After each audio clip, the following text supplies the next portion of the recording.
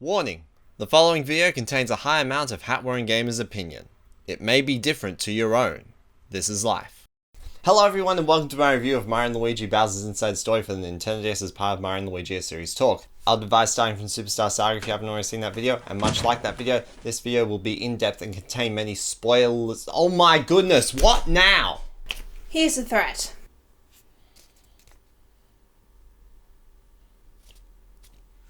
I can't read Shroob.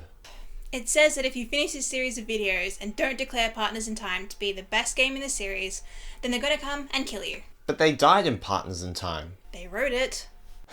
Well, because of that, I find this note hard to believe, so get out. But Get out.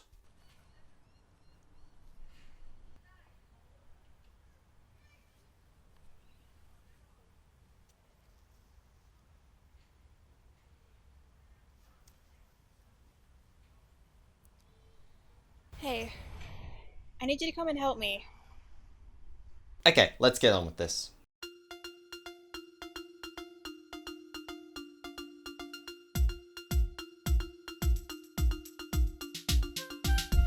Mario and Luigi Bowser's Inside Story was released in 2009 for the Nintendo DS, and rather than focusing on someone who has mostly good intentions, this game turns the focus to the Mario series' main antagonist, King Bowser. Bowser's role in the previous two games weren't the direct villain, but instead he was more of an anti-hero.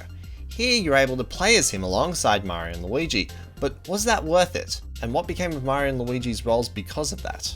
I'm Hat-Wearing Gamer, and this is Mario and Luigi Bowser's Inside Story. The game starts with the outbreak of a new disease called the Blorbs. An emergency meeting is called for the Mushroom Kingdom officials, which include Mario and Luigi. But before they arrive at the meeting, they walk through the castle, which is the bright and colourful intro section similar to the previous two games. You're given the option to be tutorialed on field action commands, which is good for the inexperienced players, while the experienced players can just decline and move on. I'm also glad that this game skips out on an at this point arbitrary Mario only segment and just throws Luigi in from the start. So the bros attend the meeting because you gotta have Mario and Luigi. I was always fascinated by the kingdom's logic behind inviting them. A new disease that requires a deep understanding of biology? The plumbers will know what to do. So the meeting goes on where they establish a possible cause to be a strange mushroom sold by a strange merchant. A strange mushroom by a strange merchant. I'm not even sure I can forgive that level of idiocy. Dumb plot hints aside, the star of the show, Bowser, turns up feeling left out. After he's enraged by this, he and Mario have their expected duel for the first fight in the game, as typical of the series. The tutorials are the same as earlier games and are as effective as ever. They also bring back the second jump attack from Partners in Time, but it's integrated into the Bros moveset, which I believe was a step up. It requires some quick action, but you get used to it, and it is a second hit, so I think making it harder makes sense. When he's beat, Peach uses her wish power to throw Bowser out of the castle? What is this, and where is it every time she gets kidnapped? Also, she looks like an absolute boss when she does it. Bowser wakes up in the woods where you take control of him. The focus on Bowser in this way is something that, up until this game, was unheard of, and I think was done very well, and is this game's strongest feature. For most things Mario and Luigi have, there's a Bowser equivalent in a Bowser theme. I'll cover each thing as we go, but from the start, Bowser has the X and Y buttons for punching and flames. I like how different these moves are from the Bros, and how distinctly Bowser they are. I could imagine that if Bowser had the ability to jump in the same way the Bros do, there almost wouldn't be a purpose to playing as the two different parties. A Magic Koopa guides Bowser through his tutorial area where he can punch rocks and burn trees. It's impressive that the whole forest doesn't burn down, and I'm really only saying that just to get it off my chest. I don't think it's worth harping on about. Bowser encounters a merchant who deceives him into taking a so-called lucky shroom. Any player of the two previous games, especially Superstar Saga, are likely to put two and two together and realise that the merchant is Forful. Forful comes and lights up the dark room of his evil plan with a light of bright comedy, giving this game a narrative of mountainous proportions. And here, one of the lowest rocks is conquered in the dealing of the so-called lucky shroom. And if you didn't understand that, I was just trying to imitate Forful's way of speaking. It just means he's back, he's hilarious, and he's a villain. I don't think I can do him justice. I'm sorry. After eating the so-called lucky shroom, Bowser starts sucking up everything around him, even pipes. He also winds up back at Peach's castle and sucks up Peach, Mario, Luigi, Toadsworth, Toadbert, and Starlo. Mario wakes up in an area called the Trash Pit where you're introduced to traversing Bowser's interior in a 2D environment. The 2D helps create a large distinction between being inside Bowser and traveling the Mushroom Kingdom, which is helpful in highlighting how they're different but also interactive, and I'll get into those details momentarily. If there's a downside to this idea, it's the question of how everything was shrunk down to fit inside Bowser. I'd hate to harp on about realism, but this is a large standout situation rather than a small thing. Inside Bowser you meet these creatures called Globins. They host minigames, tell you various things, they can save your game and give tutorials, but I never found them too terribly memorable. Before my most recent playthrough, I actually forgot they existed in this game. Now I said earlier that Mario on his own would be arbitrary, and I stand by that, but here we have Mario on his own to start off the Trash Pit, but I think it works here to get used to the 2D environments before having to worry about separately jumping Luigi across platforms with Mario. A Globin effectively tutors you on using pipes to launch Mario and Luigi into the air, which allows Mario to rescue the star sprite, Stella. Stella was first seen in the Blobs meeting, but now her role in the game is a little more apparent. She takes on the same role that Stuffwell had in Partners in Time, but this time she tends to show a bit of character. She interrupts you as much as Stuffwell did, but she's far less boring. She has an angry trait where she gets annoyed by other characters, and she's funny some of the time. She's overall better than Stuffwell, but not a whole lot better. Right after this, an enemy turns up and a fight begins for more battle tutorials. If this battle has an equivalent from Partners in Time, it is the Junior Shrubloid fight because it teaches counterattacking, but this time it seems far less necessary.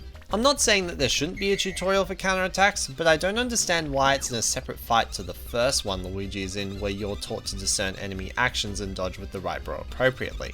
I feel like both those tutorials should be in one fight, and in this game, the change could be made without any major effect on the story. The tutorial itself is effective, and it helps that it's optional. After rescuing Luigi, you have the tutorial that I alluded to a moment ago, where you're taught to discern enemy actions for proper defense. I have a huge problem with enemy signals in this game, and it starts here in the Trash Pit. The enemies have a signal, but there's another signal next to them that indicates that there is a signal. I don't think it was necessary, and diverts attention away from the proper signal, and given that it's a reddy, orangey colour and above the enemy, the signal for the signal can potentially deceive you into thinking that Mario is being targeted if the enemy is actually after Luigi. Have I said signal enough? Should I say signal some more? Fortunately, this is only in a minority of the attacks across the game, but it's baffling to me that it's here at all. Stella next tutorials you through the star menu and map if you so choose. I really do appreciate the number of tutorials that aren't compulsory. It's a big step up from the pain of walking through the area in your Holly Jolly Village in Partners in Time. Mario and Luigi continue to explore the Trash Pit and receive more tutorials, some even as pointless as the first Stuffwell tutorial from Partners in Time. Thankfully most of them are optional, and the ones that aren't don't go for too terribly long. You hit a block that gives you an attack piece for a special attack, and Stella gives you a brief explanation on what they are and a similar situation for the hammers, but I'm getting a bit ahead of myself. The attack pieces unlock special attacks for use in battle. These are the Bros attacks from Superstar Saga renamed as special attacks. In my video about Partners in Time, I said that the Bros items had two changes, and in Bowser's Inside Story, one of those changes is kept while the other returns to the Superstar Saga way. The concept of Mario-esque items being used for attacks are back, but the game returns to a points-based system refueled by syrup. As expressed in Partners in Time, I can't work out which system I prefer, but I have a small problem with the syrup's integration with Bowser, which I'll get into momentarily. The attacks themselves are overall fairly good. Some of my favourites include the Magic Window, the Spin Pipe, the Super Bouncer, and much like Partners in Time, I don't have a main move. One significant and positive change in the items is that not all of them are required to pick up. Technically you can bypass almost all of them, but there are some that are received from side quests which rewards exploration. After you learn about special attacks, you also pick up hammers, and your abilities with them are near the same as when you first picked them up in both Superstar Saga and Partners in Time, along with an unrequired battle tutorial. The only difference is that you can't stun enemies when you initiate battle with hammers, rather they just damage the enemies. This means they're less distinct, but it also means the ability to damage spiked enemies. When you're out of the Trash Pit, travelling around Bowser is fully realised as a map screen where you can just select which area you wish to go to. It was kind of weird at first, but today I can't imagine it otherwise. The thought of Bowser being a fully open world with a hub area would mean that backtracking comes into being, and quickly going anywhere would be frustrating. The map screen fixes these and makes sense of the places you go to, such as memory banks being in his head, the arm center being in his arm, and so on. The bros are then able to access the funny bone to wake up unconscious Bowser. Bowser finds himself in a cave called Cavy Cape. He also doesn't have the ability to breathe fire, which focuses you on punching, but it also feels like a small slap in the face to take it away. After a few punching obstacles, you next run into Forful, who reveals his plan to take over the Mushroom Kingdom and that everything that's happened up to this point was orchestrated by him. Forful brings his new lackey in Midbus, who was pretty much created to physically match Bowser, and so you fight him. The tutorial covers everything you need to know right now and is also taught by Forful. And as this equation displays, more Forful equals good. Fighting as Bowser is fairly different to fighting as the bros. The stakes are up because no one can revive Bowser if he falls, as well as different ways to attack and defend. I'll go into details on his special moves later, but above all, I like fighting as Bowser and the bros equally in regard to their mechanics, but what makes the idea of fighting as Bowser great is how different it is and therefore how distinct it is. Prior to the tutorial, Forful also spoke of an attack on Bowser's castle, and so after the tutorial, Bowser decides to go to his castle, a motive which sets the tone of the game for the next little bit and the overall current goal. Get to Bowser's castle, it's pretty simple, let's go. But first we have a tutorial on fast traveling the world as Bowser. It's awesome to have fast travel, but the tutorial is so frustratingly slow paced, especially on subsequent playthroughs. Once you're out of Cavy Cape, you're on Plaque Beach. While here you learn how to use Ras, followed by meeting Brock Monsieur. He's a French block who becomes friendly toward Bowser, but before you get to know him, you need to save him from his little island imprisonment. Bowser starts pulling a rope connected to the island, and a new section inside Bowser opens up containing the first minigame. Minigames that Mario and Luigi perform inside of Bowser are plentiful across the adventure, but unfortunately, all of them have to have their own tutorial. Some of these minigames are first introduced very late game, and receiving tutorials like that so close to the end can be quite bothersome. The minigames themselves are various action games performed by either the buttons or the touchscreen. Most of them are fairly good, but there's one problem that occurs across all of them, and that is the lack of invincibility frames. Since a lot of the times you take hits, you lose money or in minigame health, it can come at a decent price when you take a hit, get thrown off, and take a few more hits before you get your head together again. Fortunately, this doesn't apply to every minigame, and some of them either don't run on an in-minigame health meter, or getting 2 hits in quick succession is an impossible event. However, one minigame that causes me to pull my hair out is the one in the nose deck. The lack of invincibility frames combined with horrid touch controls can result in quick losses. The rest of the games I find enjoyable in their controls, but just suffer a bit because of the lack of invincibility frames. When the two become acquainted, Brock gives Bowser the vacuum block, which allows Bowser to suck things up during battle and have those things fight Mario and Luigi inside of Bowser, which just adds to the relationship between adventuring inside Bowser and through the overworld. The tutorial teaches you everything you need to know about the mechanic, but the downside is that it's not optional. And after the teaching itself, the battle just goes on for ages. I get it that the game wants you to fully understand how you fight as the bros here, but it just keeps going. You also receive Retry Clocks, which allow you to restart a battle if you fall. I don't think Retry Clocks alone make the game too easy, but I think that fewer in the world would have made them more valuable and actually make you think if using one is worth it. On my most recent playthrough, where I didn't use any, I ended the game with 14. I think this number should have been 5 or 6 to help increase their rarity and help you actually decide if you really wanted to use one. Bowser keeps walking up the beach and fighting enemies to help train you in fighting as him and using the vacuum block. This leads up to a boss fight against the Stone Blooper. I like this boss because it effectively tests you on everything you've just learned about the vacuum block. Right after this fight, some trees grow right then and there. Okay. The pipe also starts pouring water, which Bowser decides to drink. This causes water to fill up in an area inside Bowser called Pump Works, which becomes a new place to explore and swim in. This area introduces 2 new and very significant things. The first is the way the area you're exploring relates to Bowser's actions on the outside. Pump Works will behave differently when flooded as opposed to when dry, which makes you consider how you explore the area and opens up the options to do more than what you can just see. The other thing introduced is actually a returning move from Superstar Saga, Mini Mario. Mario can fit into short gaps, however unlike Superstar Saga, you can't switch to Luigi and run around as him. Now despite what you might think, I don't think it's bad that you can't switch to Luigi because the game takes a focus to Bowser.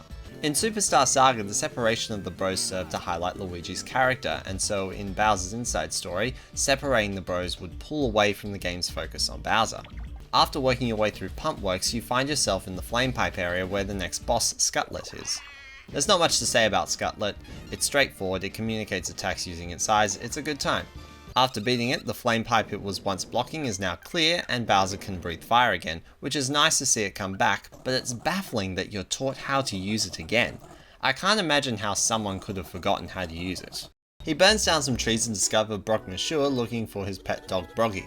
Broggy turns up quick, but he's angry, so you fight him. This battle is there to teach you how to use fire in battle and shell defense. Shell defense is an impressive idea that suits Bowser well. You could make a statement that it's a little overpowered given that you can hold it down for quite a while, but the designers were crafty about that and made enemies which respond to the move being active, still forcing you to time the button press. The same could be said about defending with hammers as Mario and Luigi. Breathing fire in battle is pretty much the same as punching control-wise. It makes itself distinct from the punch by attacking all enemies but doing less damage per enemy, and of course, both tutorials are effective at teaching and optional. Following this, Bowser heads into Dimblewood. Quick side question, still remember the overall goal of getting to Bowser's castle? Dimblewood doesn't have too terribly much. It has some memorization, some baddies to try and burn with flames, some puzzles, a piece of track road, it's kinda eh, but some interesting things happen along the way. You first meet with Brock one more time where he shows you his shop and talks about blitties. Blitties are block cats hidden in enemies which can be sucked up and collected by using the vacuum block. When collected, Brock Mashua lets you take Broggy to use as a very powerful special attack which ultimately makes the Blitty collection worth it if you ask me. Speaking of special attacks, Bowser has his own set of special attacks found in minions. While walking in Dimblewood, Bowser finds a cage of trapped Goombas. After rescuing them, Bowser takes them under his wing and uses them for attacks. Bowser finds 4 other groups of minions throughout the adventure, each with their own attack, and all but one are faithful attacks. The one that left me confused was the Shy Guys one. To be fair, there really isn't something that Shy Guys are known for apart from being shy, so finding an attack for them is difficult, which leaves me wondering why another minion like the Lakitus, who have a more prominent attack in the realm of Mario games, weren't there in place of them. Although ironically, the Shy Guy attack is probably one of my favourite ones mechanically. When using Bowser's special attacks, use the touchscreen for all inputs rather than buttons, continually making Bowser a more distinct experience from the bros. The major downside to the Bowser special attacks is the SP usage. It baffles me that Bowser heals his own SP by using the same syrup supply as the bros, while his attacks cost a lot more. Bowser's HP is healed by drumsticks and not mushrooms because Bowser has a higher HP stat than the bros and needs a healing item that does more, which is not only better for Bowser mechanically, it also helps the distinction between the two parties. The same can't be said about SP because Bowser runs on syrup which has insufficient healing value for him and the distinction from the bros is lacking. After you become acquainted with the Goombas, Bowser meets 3 minions on a mission. Private Goomb, Sergeant Guy and Corporal Paraplonk are found readying a cannon to fire at Bowser's castle, but they're lacking in a banzai bill, so all 4 of them go looking for one. Bowser comes across a giant carrot, pulls it out, a Wiggler comes by and forces him to eat it, and then Bowser gets punished for eating it.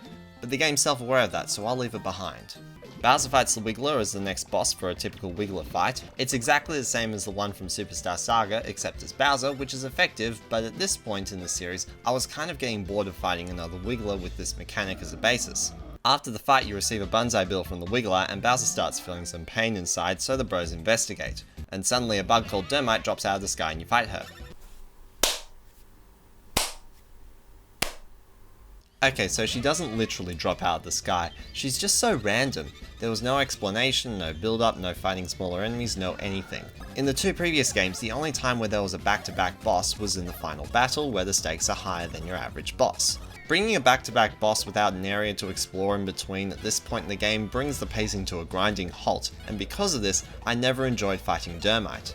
As for the fight itself, she doesn't have any puzzles, but if you fail to avoid a certain attack, she can suck up one of the bros for status effects and spit them back out at each other. I think something like that should be a little further in the game. On the other hand, she can heal herself, which I think is a more appropriate aspect of this boss. After a little more exploring, the bros run into Toadbert and a switch that does a thing which may require a doctorate in Koopa biology to understand, but allows him to slide while punching, and after getting this, I couldn't imagine the game without it. It's useful, natural to do, and allows you to punch through multiple things at a time. When Bowser gets back, they fire the banzai bill at Bowser's castle, and the castle jumps it. The castle floats over to Dimblewood and crushes Bowser. The bros play a minigame, and as a result of the minigame, this happens.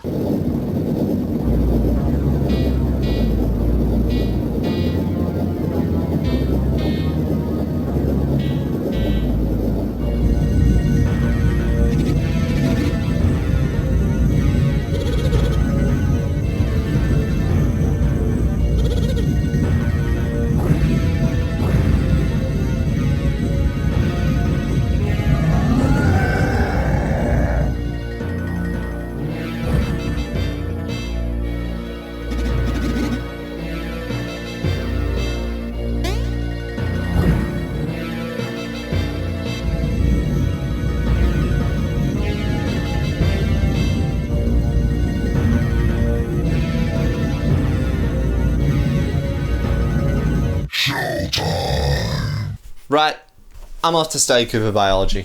So Bowser turns giant and you participate in the giant battle. These segments are highly praised and I'm no exception to this opinion. I love these parts. Seeing Bowser grow giant was absolutely stunning. I remember how mesmerized I was when first watching this and seeing the graphic that starts a Bowser boss fight, followed by having to rotate my DS 90 degrees and pull out my stylus. This is a powerful usage of the DS hardware, which I see works near flawlessly. But as amazing as this is, there are some downsides that can't be ignored. The first is you use the DS mic to breathe fire, which sometimes doesn't work. There are two other downsides, both related to immersion in the fight and the game. The first is the minor pixelation in the sprites when zoomed up enough. The fight spends most of the time zoomed up this much, so it's hard to not notice. The last downside comes in the area the fight takes place in. I find it hard to believe that the fight even happened in Dimblewood right after it, because apart from a small opening made, nothing else in the wood had changed. It doesn't look like a massive battle between two giant bodies just took place only moments ago. Of course, if there were changes, then it would affect the entire area design. My suggestion would be to have some aftermath wreckage, and to the designer's credit, that does happen a bit in Dimblewood, but 2 out of the other 3 giant battles, which could benefit from having wreckage, don't do this at all, but more on them later. Bowser heads up to an area called Bumpsy Plains, which just gives you some obstacles for sliding punches. It's neat.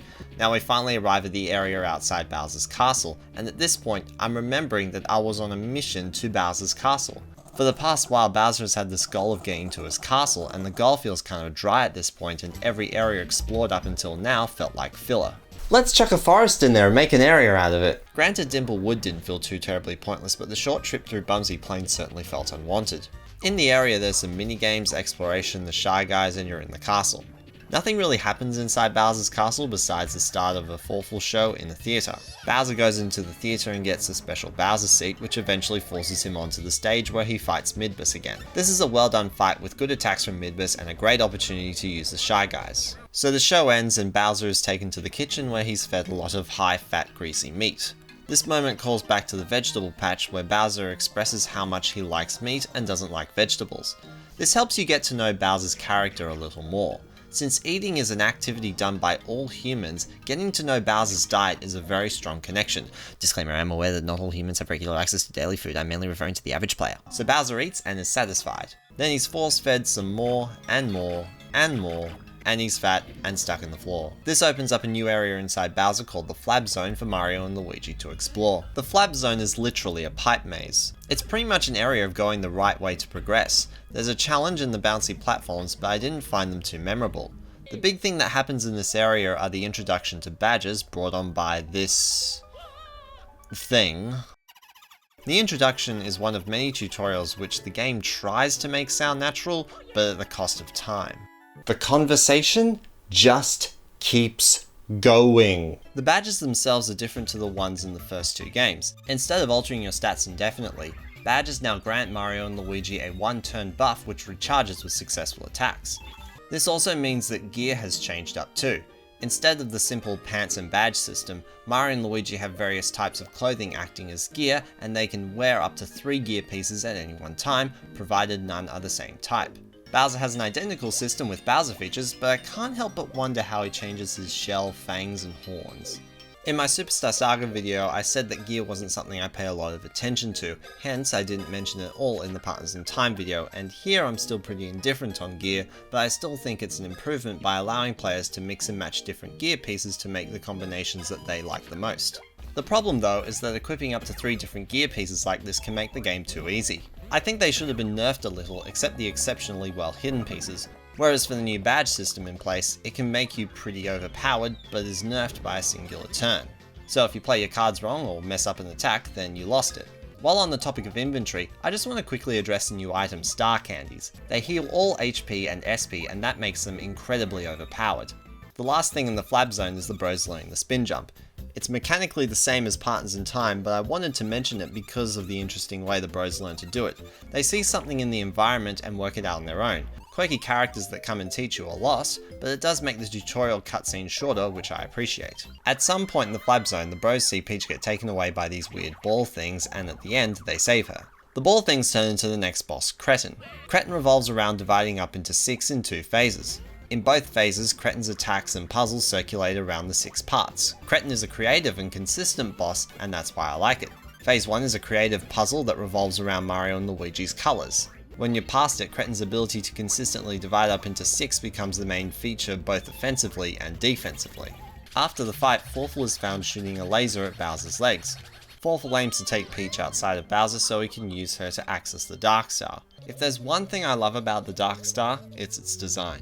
It is a negative shape, in that the part resembling the shape of a star is empty while it has an outer shell. The negative look helps make it distinct from regular stars and highlights its evilness. Speaking of visual designs, the graphics in Bowser's Inside Story are very impressive. The characters are very expressive, the environments look really nice, and oh my goodness, the fire graphics. Can I just gush over them for a second? They look so good! Look at it! So anyway, Peach gets taken by Forful and then Bowser falls through the floor completely. He lands on a treadmill, causing him to slim down and for his body to actually be on fire, which sets off some bombs, causing Bowser to fly all the way back to Cavy Cape. Or sort of Cavy Cape. He lands in a cave just below Cavy Cape where he has a few puzzles based around timing punches with the bomb's countdown. It's well taught and has a good final test at the end. Bowser next finds some Monty moles digging a tunnel through the area. They have a chat where the moles explain that they're digging a tunnel to Toad Town as an effective escape route for the next time Bowser plans to kidnap Peach. Bowser doesn't recall it, but he helps out anyway by pushing the giant drill all the way to Toad Town. You play a minigame along the way and you arrive. Bowser does some walking around to look for the Dark Star, but is blocked by a security system. With Bowser knocked unconscious, Mario and Luigi discover that a passage is opened up in the pipe yard, allowing them to take a warp pipe outside of Bowser. Since Bowser can't jump, he's unable to enter pipes in the actual game. But I can't help but wonder, what if he did? Okay, so it doesn't make any sense whatsoever, but it does allow Mario and Luigi to leave Bowser, giving them some external areas to explore. Mario and Luigi find themselves in the Toad Town sewers and travel above the ground to an area that actually doesn't get you into Toad Town, but just outside of it. After a little exploring, you discover a blue shell block, and that sends blue shell blocks all over the kingdom. Some blue shell paratroopers turn up and explain what happened and teach you a new mechanic, and it takes forever. The mechanic itself allows you to shoot a shell a short distance to hit a target. The mechanic is well balanced since Mario can't jump while he's in the shell, giving it a limit, and the puzzles are fairly simple but overall good. The path through Toad Town sewers displays as much. And while you're there, you can go to the spot where Bowser was knocked out and set off the security system again just to be a douche to Bowser if you like. Also, Forful takes the Dark Star. That's important. Write it down. After the sewers, Mario and Luigi try to head into Peach's castle, but are stopped by a blockade created by Forful using the Dark Star power, and so the bros head into Toad Town. And crap! That's right, I forgot about the blobs, a whole bunch of people are still sick. And oh hey, a new shopping centre. Neat. Fortunately, the game is self-aware of the timing and excuses the event's presence somewhat well. Mario and Luigi head over to the clinic to see Dr. Toadley because... why not?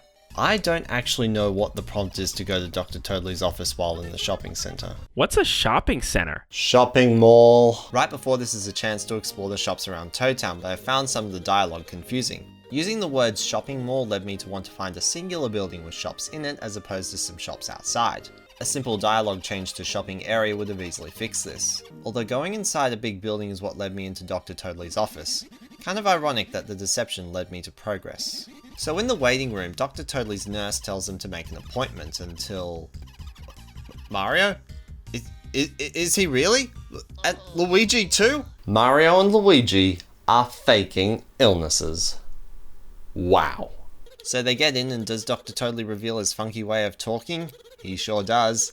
Is it interesting? It sure is. And do I know a way to describe it? I absolutely don't, but that's an idea of his funky personality. Next, Bowser turns up in the office and fights Mario and Luigi. The battle is exactly as you expect it to be. Bowser uses the attacks that you learned as him to attack Mario and Luigi, and as Mario and Luigi, you defend against the attacks. The only thing missing is a reverse version where you fight Mario and Luigi as Bowser, but given the game's story and structure, that's rather unlikely. After the fight, Dr. Toadley directs the bros' attention to the Star Cures. The Star Cures are a location sequence like the Bean Star or Cobalt Star, and they do take you on some cool adventures. Each of the cures are held by a sage, and the first one is Dermite. Dr. Toadley says that Dermite is in Dimble Wood, and so Bowser heads to Dimble Wood, having heard that. But Starlo and the bros go inside Bowser since they know where she actually is. They follow her to a path that she can slip through and that the bros can't, and so the game hands things over to Bowser, who's aiming to get to Dimble Wood, so he explores Bubble Lake. I've often found Bubble Lake confusing, but not in the way you think I would. While I don't think I've ever gotten lost in Bubble Lake, I can't keep track of where I've been, yet I always still end up getting to the goal location. The problem is that I feel like I've forgotten something or missed an area caused mostly by moments that feel like there's no return. To be fair, it's not hard to check since you can open up your map and see if there's unexplored territory. Bubble Lake also features short underwater swimming sections for Bowser. It slows the pace a little but not too much to bother me, and it is necessary to get to the center parts. Whilst there, Bowser also finds his Koopa Troopa crew, and can I just mention that I love the way the minions react to Bowser rescuing them? It makes Bowser's trip look more collected while Bowser himself is at the front saying, "Let's move." Moving on, Bowser approaches the Tower of Yik, only to be crushed by it, causing him to turn giant again. This fight takes advantage of the lake and makes the tower's head a weak spot. I'm glad the developers changed up giant battles and weren't pinning their hopes on the grandeur of every fight, but instead included good boss puzzles. When the battle is won, there's little environment change as a result of it, aside from the tower being out of the water. If the damage is that absent, I'd almost be okay with it happening in real life.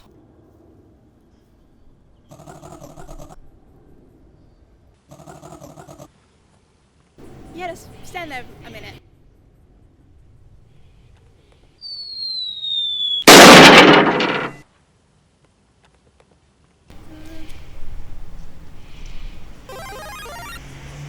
I'm glad there are still some war pipes in him.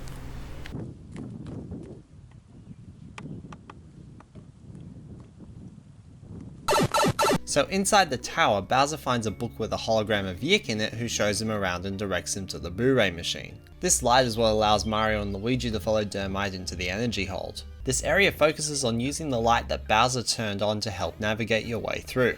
It's a little easier to manage than the water from Pumpworks because changing the environment both ways requires a single button press and not a few steps by Bowser. It may seem small, but when you have to do it over and over, it actually makes a massive difference. The light's effect on the area itself is a well utilised mechanic. My favourite application are these foreground coverings. They show two different parts of the area between the light's on and off state, and you have to keep turning it on and off to fully navigate it. There are several other usages where the frequent turning on and off of the light will get you through, and I'd love to go into more detail, but we'd be here all day. While exploring this area, digging underground returns. It's not any different to the way the babies did it in Partners in Time, but it wasn't mechanically broken or annoying to use, so it's great that it wasn't changed. When you approach Dermite, she gets mad at you and you fight her again. If you damage her enough, then she transforms into Wisdom, where her attacks are stronger, but it's not really a big deal. I just keep attacking her and eventually she's defeated. Her attacks are mostly good except for one where she turns one of the bros small and chases after him because I find the timing of the hammer swings to be somewhat inconsistent. After the fight, she turns into a, butterfly, I guess? And she gives you the Star Cure.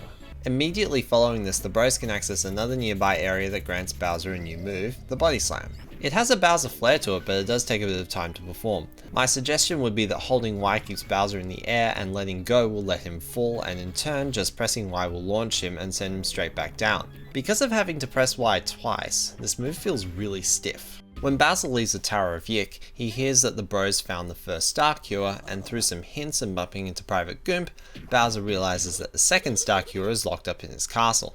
With the new move, he's able to open up the path that takes him back to Bowser's castle. It's a little backtracky, but some of it is skipped through the new move. When inside the castle, the Body Slam is used a few times to avoid obstacles, solve puzzles, and activate platforms, although it is a bit ruined by the Body Slam controls. One earlier part of the castle features Bowser trying to push a Forful statue off of a balcony, and when doing this, some minions under Forful's control aim to push it back. And while this is happening, Bowser says, "Minions, open your eyes." When I read that, I actually feel bad for Bowser. After everything he's lost because of Forful and seeing the way his still loyal minions relate to him, it's clear that there's something lost and that Bowser has genuine feelings about it. When Bowser makes it to the treasure chamber, we have the funniest moment I've ever seen in the Mario and Luigi RPG series.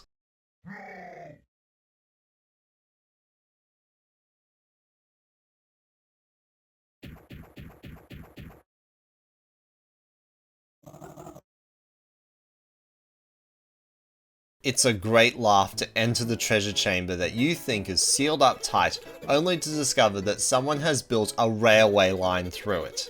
A train comes by conducted by some Monty Moles who are building the tunnel from Cabby Cape to Toad Town, but this time swearing allegiance to Forful. They start moving the train in front of Bowser and push him right into a rock. This summons the bros to ride the rafts and get the third giant battle going. This battle functions differently to the other two, as it is about destroying a train in a set number of turns, but rather unfortunately, the only way to damage the train is breathing fire, which requires the mic. I do appreciate that one of the bosses can only be damaged by fire, but having to use the mic is a bother. A major plus are various obstacles along the way, keeping the fight fresh and interesting. I believe this is a well-designed fight, but let down by the forced mic usage. When Bowser returns to the treasure chamber, Private Goomp, Sergeant Guy and Corporal Paraplonk, who are already there, have managed to get out the safe that holds the star cure for Bowser to access. Bowser can't remember the code for the safe, so he calls on Chippy, the name Stella told him when she started talking to Bowser from the inside, to help out. So she and the bros go into Bowser's head and wind up fighting another boss. This one gives me deja vu for Dermite, since the bros hadn't explored a new area, but the boss itself, Bowser, Memory M and L, have a number of merits. You're fighting Mario and Luigi as depicted in most games. Memory M uses mushrooms and star power, while Memory L is scared, gets chased by a boo, and can revive Memory M with a 1-up mushroom. When you beat them, the thing living in Bowser's head fetches the memory of the safe code, but it's all broken. This introduces doing puzzles. It's exactly what you expect, a simple jigsaw puzzle. Using the touchscreen to drag pieces works and is responsive. Although I kind of wish there was at least one more required puzzle in the game because all the other ones were optional. After the puzzle, Bowser remembers the code and opens the safe with his own little jingle. I like it, it's neat. 9898 doop-de-doo, 88241 Bowseroo, 983 whoop-de-woo! Inside the safe he finds the star cure, and then the other three trick him into going inside the safe and locking the door. The three of them reveal that they too have also turned to Forful and decide to dump the safe in a mystery location. I remember at this point on my first playthrough I thought, wow, I'm really enjoying this. I did also start to notice that the game was getting a bit lengthy, but given how much I was enjoying it, it didn't really bother me. The story, as ridiculous as it was, had been engaging and the characters have been entertaining and charismatic all around, much like the cast of the first two games. I didn't think they were as entertaining as the Partners in Time cast, despite having Forful in a big role, but they're still great. Back to the adventure, Bowser is trapped in the safe and decides to swallow the star cure, which Mario and Luigi pick up from the inside. The bros then go after the final star cure while Bowser's trapped. This is your chance to explore the Mushroom Kingdom world as the bros, and since we have an open world now, let's talk about side quests. So unlike Partners in Time, Bowser's inside story actually has them. There's a section inside Bowser called the Challenge Node, which houses minigames and a boss gauntlet for the bros. Bowser has some similar minigames in the Mushroom Kingdom, and the bros have some things they can do as well in the outside world. Most of the minigames revolve around creating streaks and special attacks, among streaks and other things, and while I was never too into that, I appreciate it being there for the people who would enjoy it. Same thing for the boss gauntlet, except when I was younger, I actually was into it. I actually made it to level 40 once, and then I was an idiot who deleted my save file. On Plaque Beach, you can do more puzzles, which unlocks a new special attack and gets you beans. Speaking of, beans are back. They're hidden in the ground and increase your stats when consumed. A nice way to keep them going, and they also have a way of being visible in the 2D sections. One final side quest requires a trip to Bowser's castle as the bros. By following some clues left around the place, they can access Bowser's cryogenic freezer where the bros find some shrooms that Bowser had kept hidden since the invasion. The bros fight them as an optional boss, and they're somewhat tricky here. The moves function slightly different here than in Partners in Time, since they move a lot quicker, and oh my goodness, it's the signals from the beginning. They're otherwise fine, but I'm a little intrigued by the conversation with Starlo shortly after. The bros describe the events of Partners in Time as babies, but don't describe the adult version, which would suggest that Bowser's inside story is a prequel to Partners in Time.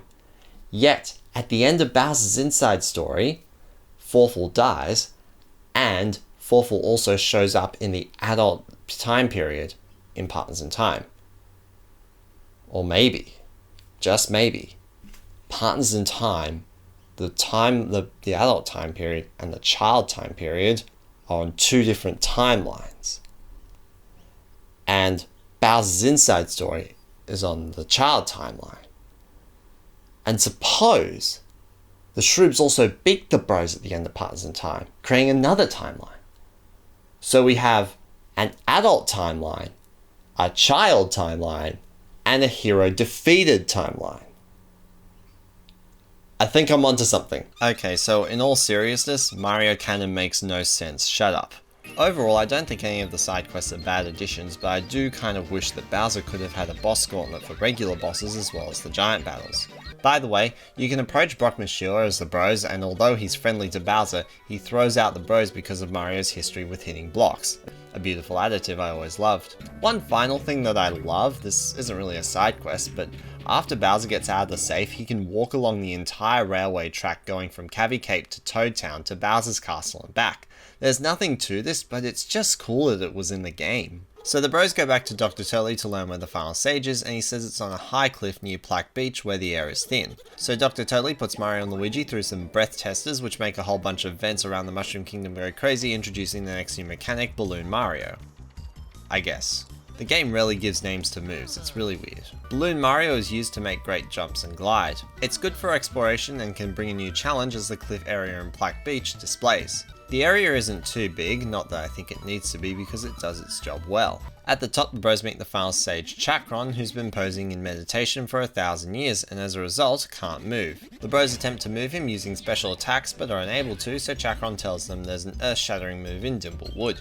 Fortunately, there's a shortcut down and the bros can open up the lower end, making it both ways. In Dimblewood, there's an area that's only accessible by the bros, but can't be entered until you have 6 of the 10 attack pieces. The 6 require you to traverse the areas that Bowser couldn't and is just using Mario and Luigi's general moveset to get places. It's pretty cool to explore Dimblewood as the bros. When you have 6, the other 4 become accessible at this point past the Wiggler. In this area, Mario gets kidnapped and Luigi has his own mini adventure. Despite what I said earlier about the mini Mario tutorial, I don't mind this since Bowser is pretty inaccessible at this point, and it's a way to help keep the adventure still going fresh. After the bros have the other 4 pieces, they're back at Chakron and use the new move, Snack Basket. Chakron successfully moves again, gives them the Star Cure and warps them back to Toad Town. By the way, Chakron's the same character talking to Bowser when he travels along the Chak Road warps. Although the bros don't have warps in the traditional sense, they can travel inside Bowser and use the pipes inside him to get anywhere the pipes will take, but I do find their locations to be a bit random within the areas they're in. It's not a big deal since you wouldn't use them much in the main game, but for side quests they'd be incredibly helpful. When you're back at Dr. Toadley's office, he combines the Star Cures together to create a convenient plot device that he calls Toadley Miracle Cure, but I prefer my name. The convenient plot device heals all the blorbs and breaks the barricade in front of Peach's castle. Since the blorbs are cured, you can do a few more things in Toad Town and you're likely to have access to the Star Rank shop. That's another thing introduced in this game, ranks. The ranks come with various levels and grant you more gear slots, and, for the bros, give you access to higher quality shops. The ranks add to the game, and the fact that there are secret ranks for reaching level 40 on all parties, they did actually help keep me playing after I'd finished my first playthrough. Once the bros enter Peach's castle, they can only access the courtyard, and so they make their way to the back using a convoluted route. You can unlock the most powerful special attack for the bros here, but that's all. I never found this place too terribly interesting. They also bring back drinking water and spitting it, but I don't think that was really needed, to be honest. The game already has plenty of moves and I don't think adding this does much. In the back, the bros run into Midbus, who makes a robot out of garbage, and you fight it as the next boss, Junker. Junker has some creative moves that give a twist to defending, making you think more about how you time your actions, especially the little garbage cans I spoke of earlier. After the fight, Junker goes crazy, clears up some of the garbage and manages to pull out, throw and break the safe that contained Bowser. The bros head back inside Bowser, but he's unable to move. They go to the lumber nook and Toadsworth is there advising them to stimulate a certain spot by drilling in the ground for a few minutes. After that, Bowser wakes up feeling extra flexible and he can curl up and roll around spiky surfaces and up muddy walls, and honestly, it's just fun to roll around in this form, even when you don't need to. It can also break things, meaning you don't have to punch them anymore, you can just roll into them instead. The move makes travelling so much better than it already was. You can roll up a wall into Peach's castle and start exploring inside. Peach's castle is essentially Bowser's final area, but it partly doesn't act like that.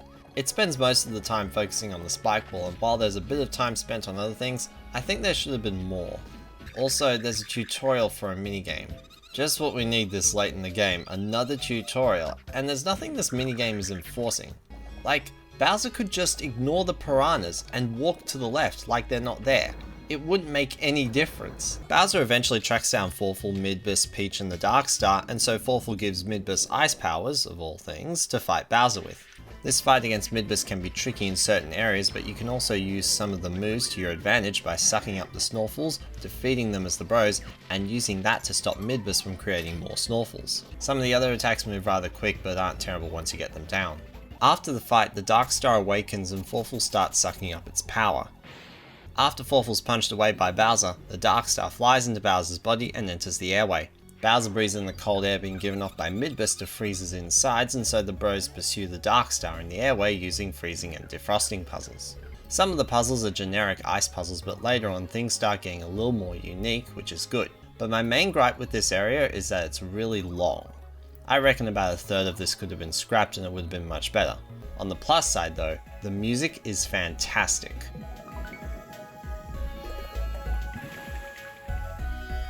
I never found a wide array of memorable tracks from this game, but I do enjoy the airway, Flab Zone bosses and the final boss. At the end of the airway you fight the Dark Star. Both the Dark Star's puzzles and its attacks are seemingly complicated, but are actually rather easy. The puzzle involves destroying its minions and then whacking them into the Dark Star, making it vulnerable. It also finishes with a last ditch effort to take in the bros, which is something I thought was cool that the Dark Star could do. When you beat it, the Dark Star exits Bowser with some of his DNA, allowing the Dark Star to mimic Bowser's figure, but can't complete itself fully because Forful sucked up some of the dark power. Bowser follows the newly named Dark Bowser outside, where he runs into Forful, who takes control of the castle and crushes Bowser. This leads to the final giant battle, where you must avoid letting Bowser get sucked up by a black hole. The battle runs with this mechanic the whole way by even having two in the field behind both parties right up until the end, where they're both stuck and you're damaging the castle by launching Bowser at it. After beating the castle, Bowser follows Forful back inside and fights him.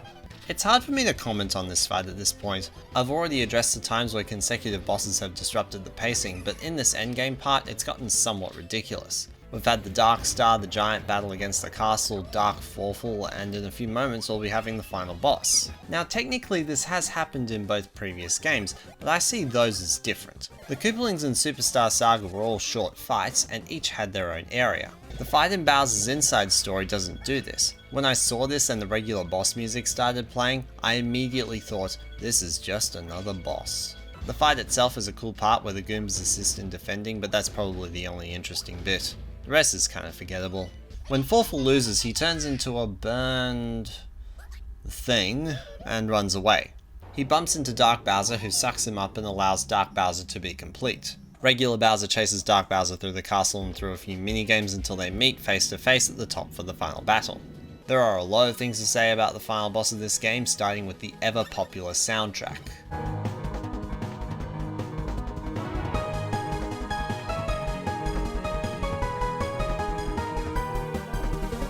Okay, so in all seriousness, the music is epic, fast-paced, and keeps everything exciting. The boss itself is good, but its puzzle is very long.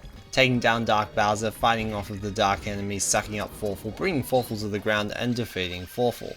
It takes advantage of all the mechanics from the game, and there's no individual part about the puzzle that I hate, but doing all of it can take up to 8 minutes.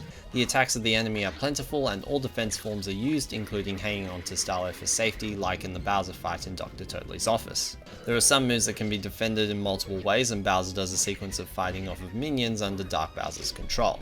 Overall, the fight is good, but it can drag on if you have to do the puzzle multiple times. When Dark Bowser is beaten, Forful explodes inside Bowser, forcing everyone out of him. While everyone celebrates, Bowser gets mad and fights the bros. This isn't a fight you play, you just see it as the credits roll, and I love that the game does that. Partners in Time showed pictures of the adventure, but here we see pictures of what happened after, including the castles being repaired. The game concludes with Goomp Guy and Paraplonk reinstated as Bowser's minions, and Starlo giving Bowser a cake celebrating their victory over Forful and the Dark Star. And then a voice comes in and says, "Now do it better." Mario and Luigi Bowser's Inside Story has a lot of content, and for a good reason. Ultimately, Bowser is an equal to the bros, and so he gets a version of everything they get. He has his own Bowser-like moves, he has his own attacks in battle, both regular and special. There are parts of the map that only he can access, and there are parts that only the bros can access. He has enemies, bosses, side quests, goals, and all of them are in his own Bowser-appropriate fashion. Whether that's the strength of the enemies, the minions being special attacks, or ordinary Bowser features being moves, They all have their own Bowser aspects. There's a parallel that could be drawn between Bowser's Inside Story and Superstar Saga, as in Superstar Saga, Luigi had his own version of everything. His own moves, his own leading bros moves, his attacks, his buttons and adventures. All these things Luigi had in Superstar Saga were products of the design philosophy I described and praised in the Superstar Saga video, and here we see similar ideas on the same basis applied to Bowser in Bowser's Inside Story. Bowser's Inside Story presents a reimagining of Superstar Saga's initial design philosophy. The game's application of mechanics unique to Bowser reflect a game packed with content, since Mario and Luigi have a fair few things as well.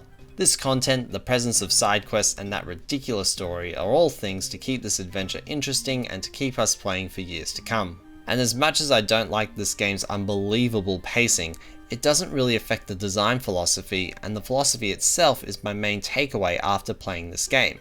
It's only when I turn the game on again do I remember about this game's pacing as a major downfall. It's not something I remember when I stop playing. All I'm left with are good memories. I'm Hatwarren Gamer, and this has been Mario and Luigi Bowser's Inside Story. And woo! Finally done. I wonder if I was a little too harsh on Hannah. Maybe I should go chat with her when I'm done with these videos.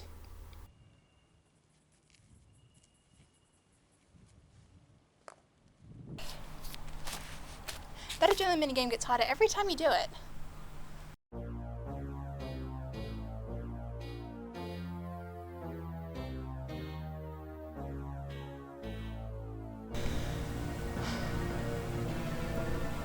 I need you to stop him from finishing.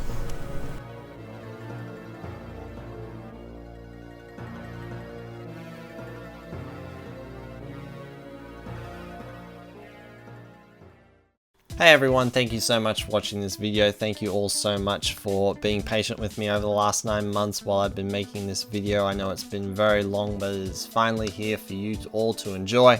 I'd like to shout out Misty Dawn for the artwork as normal, along with MML for the script assistance and for Hannah for the acting.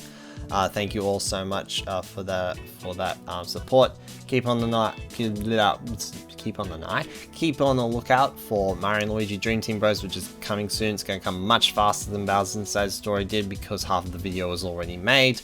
And I suppose that's all there is to say at this point. So yeah, just again, thank you so much for your continued support and for sticking around. A lot of people have been asking about Bowser's Inside Story, and it's finally here, which is great. And yeah, that's it. Thank you all so very much for watching, and I'll see you guys later for Dream Team.